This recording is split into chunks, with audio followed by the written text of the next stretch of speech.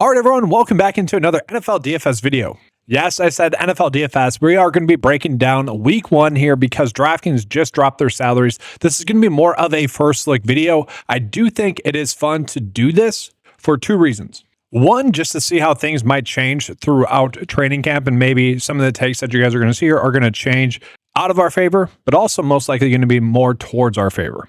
And then secondly, I do think it is a good thing to have something to fall back on with our original thoughts. Typically speaking, the first thoughts are typically the best thoughts, and it's a way for us to maybe not overcomplicate week one. Now, obviously, we're going to be touching on this probably a couple more times up until week one, but this is going to be a fun thing to get into. So without further ado, let's do that. And so I do want to start off with the quarterback position here, guys. And really, we are going to notice that we are getting two pretty darn elite values, especially for week one purposes. And that's going to be in Tua Tagovailoa. The issue with Tua has always been whether or not he is healthy. And obviously, it does seem like he's going to be healthy here heading into week one. On top of that, so is Tyreek Hill. He also gets a pretty decent matchup, it would seem, going against the Indianapolis Colts, which actually gives me an opportunity to pull up the week one game lines as well. Now let's just go through them, seeing if there are any games that are going to be extremely high scoring or where we might have to worry about the potential of a blowout. In terms of that first game that we're going to be looking at, where we have the Dolphins versus the Colts, it is going to be a game that's going to be close. Okay, 1.5 points. Not a relatively low scoring game as well, but decently up there. So we'll take that there. And another game that I think is going to be pretty darn appealing is going to be the Carolina Panthers versus the Jacksonville Jaguars. Okay, I think that's going to be another game that we want to get to. But as we're going to see, there's not a game that's like a massive. I mean, 7 points is a decent amount with the Commanders. That actually might be a little bit too high with the stuff that's going on there with Terry McLaurin. And I think the Giants are going to be a little bit better than some people might think, at least at the start of the season. But yeah, I think that does confirm that we probably at least want to be on Tua, especially at that price tag. He's going to be pretty easy to stack with someone like Tyreek Hill if we choose to do so, who, yes, is at a very cheap price. We might look back at this price for Tyreek Hill, a few weeks into the season and be like, what were we thinking? Again, assuming that he's healthy, assuming that Tua is healthy, I think we could expect some pretty darn good things there from Tyreek Hill as well. But I will say I would rather bet on Tua at his price tag. Now, the player that I actually find myself getting to the most is actually quarterback Trevor Lawrence for the Jacksonville Jaguars. Okay, the situation for Trevor Lawrence is looking pretty darn good. Okay, so as it sits right now, we don't know who's going to be the running back number one for the Jaguars, and that could be an opportunity for us as well between Travis Etienne, who's at a cheap price tag, Tank Bigsby, and then also Tutton as well. Now, I don't think we're going to get Tutton in the first week, but maybe Tank Bigsby is going to be a value that we're looking at. But as it sits right now, I think we're probably going to be relying on the quarterback position there for the Jacksonville Jaguars. And I think a very good comp or comparable thing is what happened with Baker Mayfield with Liam Cohen there as his offensive coordinator, where it really seemed like Baker Mayfield was probably not going to have a starting NFL career heading into his stint with LA Rams, where he made one good throw that kind of led him into a contract with the Tampa Bay Buccaneers to battle for the QB1 spot. And obviously we have seen what he's done with Cohen as his offensive coordinator, which really, obviously helped him out. Trevor Lawrence has kind of found himself in that same situation where he's looking more and more like a bust as each season has progressed. Although he has shown flashes of upside and brilliance where he could end up being, one of those elite quarterbacks. I think that talent is still there. I think that verdict is still out. And that's obviously why you invest in a head coach like Cohen. They've also done a very good job of surrounding him with talent like Brian Thomas Jr., who obviously is coming in off of a very good season last year. They also invested a first-round pick in Travis Hunter, who to me seems like he's mostly going to be playing the receiver position. And then you put on top of that he seemingly gets a good matchup there with the Carolina Panthers. Yes, I think we can expect him to have a good game. And at this price tag, he's like the lowest, I would say, of the elite quarterback. I shouldn't say elite, but of the plausible quarterback options. And he is someone that I do think we could end up seeing rush the football a little bit more, which was something that he did a little bit last year. I would love to see him do that a little bit more. But yes, he's going to be the first quarterback that we put into the build. Now, guys, from there, let's go ahead and jump on into the running back position. I already mentioned the Jaguars running backs are a situation to monitor for sure. If we get an indication that one of those running backs is going to be the workhorse running back at their prices, we need to consider them. Another situation like that is also going to be with the Cleveland Browns. So it probably does seem like Jerome Ford is going to be the RB1 pretty early, and especially at the start of the season. There's weird stuff going on with Junkins. He's probably going to get suspended. He might not even play in the NFL this year. He might not play ever, honestly, with the news that is out there. And so that just really means they have Jerome Ford and then probably Dylan Sampson. There's rumors that Dylan Sampson might end up being the third down running back, but maybe he ends up starting. This kind of being a situation kind of like James Robinson or Dameon Pierce, where he just finds himself as like a rookie running back that finds himself in a workhorse workload. And although he might not be the best running back ever, could be a valuable asset for us as well. But that's something to monitor. But as we look at the running back position as a whole, what you guys are going to notice is that really for week one in general as well, is we tend to get some pretty soft pricing. And so it's a very good spot for us to take advantage of those soft prices while they are out there. So for example, Christian McCaffrey, if he ends up being a workhorse running back like I think he's going to be at the start of the season, and he seems to be healthy, we might look back on that price and be like, wow, that was extremely cheap. What were we thinking not getting on him that much? Now, I already mentioned that I do like Tyreek Hill and also Tua Tagovailoa a decent amount. An actual unique way to stack maybe Tua is with Devon Achane. Devon Achane obviously got used in the passing game a ton last year. Had a bunch of games where he saw over 4 targets and over 4 receptions as well. That was a big part of his game. That could be something that is likely to happen again here. Okay, especially if Tyreek Hill, maybe he's not over that little foot injuries that he's had. And so with that, I think Achane, even at this price tag, he's someone we should be looking at. Look at the prices we were paying for him last year, kind of at his peak. Okay, like we were paying at least $7K for him in spots. Maybe not the start of the season, but throughout the middle of the season, he did get up to 8K. Okay, so someone I do think we should be considering here at this price tag. And then along with that, like I'm seeing Jonathan Taylor at a cheap price tag, obviously one of the elite running backs in the league.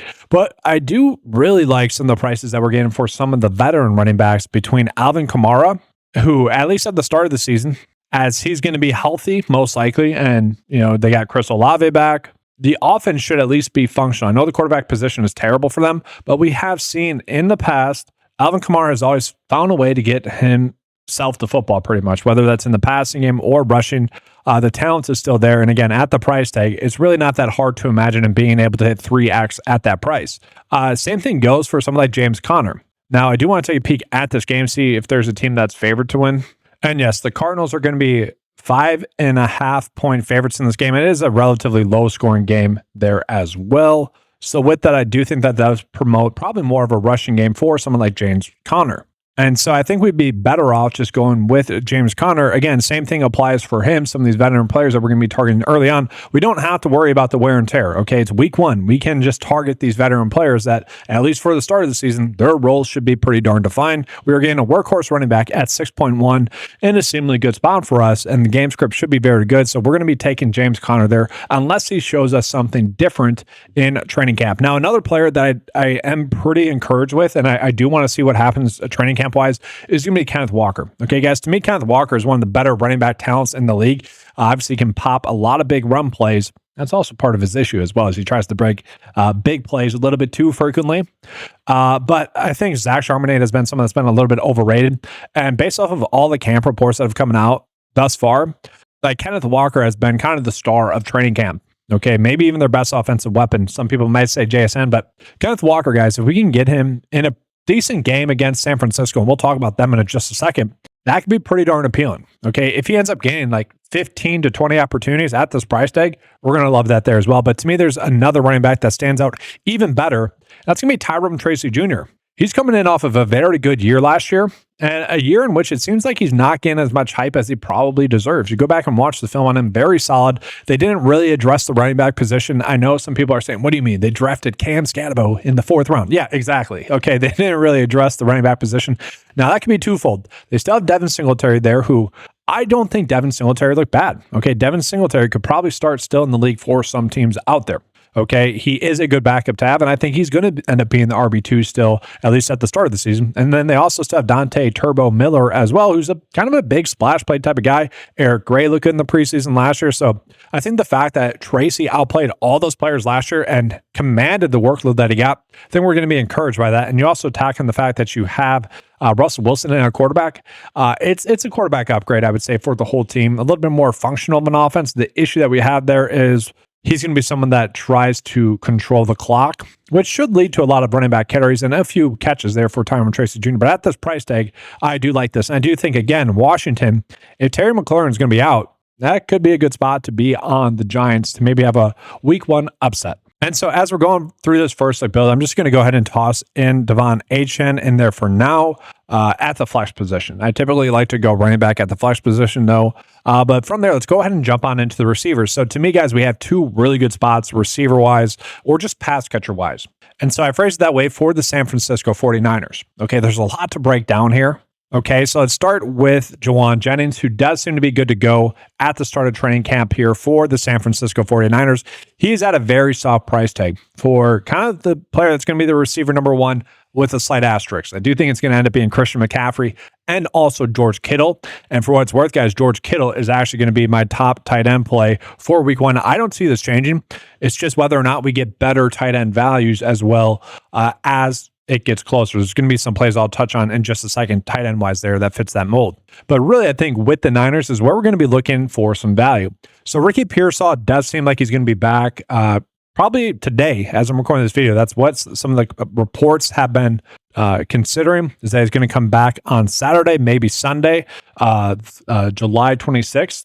And so maybe by the time some of you guys are watching this, we already know that he's healthy and good to go. He might actually be the player that we want to prioritize. I do think talent-wise, we want to get to him over Jauan Jennings. Because to me, guys, Jauan Jennings is actually a very similar talent to Demarcus Robinson. I think that's why they brought him in there.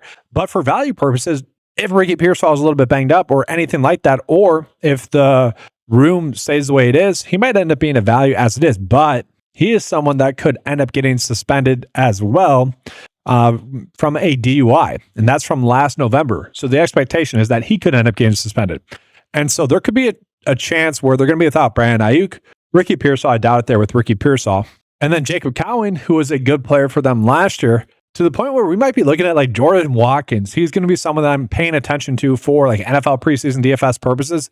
It's rumored that they've been trying to get him more in like a Deebo Samuel type role. So he's going to be someone that I'm interested in following along with. Now, another team that kind of is similar is going to be the Green Bay Packers, where we know that they have a lot of talent. Some people have said they're the deepest receiver room in the league. And I could definitely get that sentiment where if you go down the list from like top to bottom in terms of who's going to be on their NFL roster, like to have someone like Malik Heath as your like 6th receiver, that's pretty good. I know it sounds like I'm gassing on Malik Heath, but you guys get the point. A lot of people would say Tampa Bay. I probably wouldn't disagree with that as well, but they go 5 deep as well. They do. Okay, so the point is that the Green Bay Packers receiving room is perceived as being a pretty good room as a whole. And so with that, we are noticing that the pricing is all pretty darn low. Now, I am getting all the hype for Matthew Golden. I believe it. I think he's going to go out and really stand out in this week 1 game against Detroit. You got to remember that Detroit defense is most likely going to be not as good this year with them losing their defensive coordinator, but also their offensive coordinator. That Detroit team could be on the downward swing here. Matthew Golden is someone that, again, just looks so smooth in some of the training camp videos that we have seen.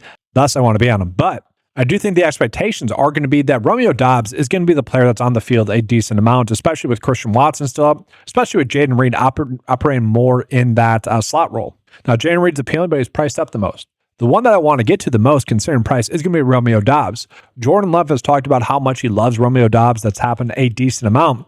And so with that, I do think we just want to be prioritizing Doubs. And I think we're getting a safe floor out of him. We're probably looking at 2x. Maybe he scores a touchdown and gives us 3x, maybe even 4x. Okay, he is at a cheap price tag. Would not be shocking to see him be, one, healthy, mentally healthy, and just be prepared to go out and have a very good game in week 1 against the Detroit Lions. So he's going to be a value that I am getting to. Now, from there, I do want to reiterate that, yes, because it's week 1, we are getting a lot of soft prices on players that we're probably not going to get. So I could easily say, oh, Jamar Chase is too cheap. Puka Nacua is too cheap. Nico Collins, Malik Neighbors, Brian Thomas Jr. Like, I could say those players are all cheap, and they are. That's just like they are. But that being said, we go down a little bit lower, and we also are getting some players that also we're going to be shocked to see them at their prices again middle of the season. Like something like Chris Olave and Calvin Ridley, they're probably going to be target hogs. Okay, they're probably going to get at least 7 targets per game. Let's just do 6.5 for argument's sake. And we're getting them about 5K. To me, that's highly appealing. I also want to call out the fact that someone like Darnell Mooney is looking like he's not going to be good to go by week 1. Okay, he's going to be out a few weeks. And I'm reading that he's probably not going to be ready for week 1. If that happens, someone like Ray McLeod becomes a pretty darn interesting value play at 3.7, who is someone that was productive last year, averaged 8.4 fantasy points per game, and again, draws a pretty interesting matchup there against the Buccaneers. And while we're talking about it, I do got to pull this up, guys. So I have been a Kyle Pitts truther in the sense that I've been right about him every single year thus far for him, where I have been telling you guys the truth on him. I love the truther nickname that's out there, where most of the time it's just people being wrong about a player. But yeah, Kyle Pitts has been a bust, obviously. We know that, okay? It's been well known. He's never looked good. He's never, on film, he's never looked like someone that deserved the hype that he was getting, ever, even after his rookie year. Okay, he never looked that good. And he hasn't. He still hasn't looked that good. Okay, I'll stand by that. But the opportunity could be pretty darn ripe for him at the start of the season if we're looking at Darnell Mooney being out. Because then you got Drake London, you still have Bijan Robinson. He could end up being the number 2 pass catcher. And there's been a weird thing going on where apparently him and Michael Penix played a bunch of golf together. I know some other sites have like done the shower narrative or whatever that is. You got the Cooper Kupp and Matthew Stafford breakfast buddies narrative as well. I like the golf narrative there a decent amount. And so you look at maybe a Michael Penix, Kyle Pitts stack could be a fun option to go in a game that should be appealing in terms of stacking purposes. And I'll tell you what, guys, before like 2 days ago, that is a take that I would have never imagined me saying, because I have been adamant about people not drafting Kyle Pitts at all. And now I'm thinking about it. This is the first time ever. Okay. And I expect to go still 100% on him. I expect to get that take correct. Now, there are some other situations that are pretty good pricing wise. Let's just call it out. Like Christian Kirk, I don't mind. Downs, I don't mind. Shaheed's at cheap price tag. Robinson's at cheap price tag. Calvin Austin, something that could pop a big play. Demario Douglas is at a very cheap price tag as well. Jalen McMillan, if Chris Godwin's going to be out, guys, Jalen McMillan does become a very interesting value at that price tag, especially if Ibuka is maybe not starting instantly. I mean, that could easily be chalk. I doubt it, but it could be. Devon Valet is a player that we went to a decent amount, especially in best balls last year. He's at a cheap price tag, so we're getting plenty of decent values here. But let's just go ahead and fill out kind of what we're looking at here. I do think if we are playing Trevor Lawrence, I do want to begin to Brian Thomas Jr., although I do think he's getting a little bit hyped up, guys. I think the situation in week 1 is going to be good enough for us to target. You might want to target Travis Hunter. We'll see as the season, the training camp progresses, if that's something we can consider. But as price tag, certainly could be. And for what's worth, guys, defensively, I don't care. I'm just going to go lowest priced. And so if we're trying to close out a first look build here for you guys, receiver-wise, we have $7K left over. Doesn't really matter. We could go Neighbors. We could go Hill. Either or. Drake London really doesn't matter for now. I'm fine going with Neighbors. Like, that is a pretty solid week 1 build. Now, guys, that's going to do it for this video. Let me know in the comment section below if you think there's a player that I'm maybe missing out on, or a take that you might not disagree with, or if you guys loved it, just let me know in the comment section below, being like, all right, I'm excited for the real week 1 video to come out. Not to say that this one isn't, but obviously a lot more for fun, and it's a good preview video, I think, for the full training camp and maybe what we're looking at there. Now, I do want to call it that I will be doing preseason NFL DFS coverage as well, depending on when you guys are watching this. Could be for the Hall of Fame game, or could be for week 1, week 2, or week 3 of the preseason. So just be on the lookout for that, guys. And with that, leave a like on the video, subscribe to the channel if you guys have not done so before. 9to5 Sports is a fantasy sports website that does a lot of props betting data, fantasy golf, and we'll be doing NFL DFS and for the preseason as well. So if you guys want to sign up for a membership, you can. That is available for a low monthly cost of $10 a month. All right. Thanks again, guys. Like the video, subscribe to the channel. And as always, guys, let's keep cashing.